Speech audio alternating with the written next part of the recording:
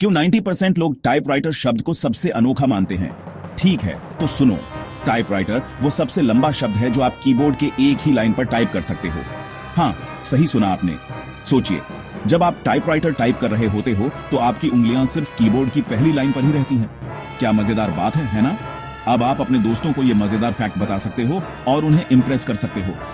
अगली बार जब आप कीबोर्ड पर हो तो जरा टाइपराइटर टाइप करके देखें, आपका दिन मजेदार हो जाए। और हाँ, इस तरह की और भी मजेदार बातें जानने के लिए चैनल को सब्सक्राइब जरूर करना। मिलते हैं अगले शॉट में।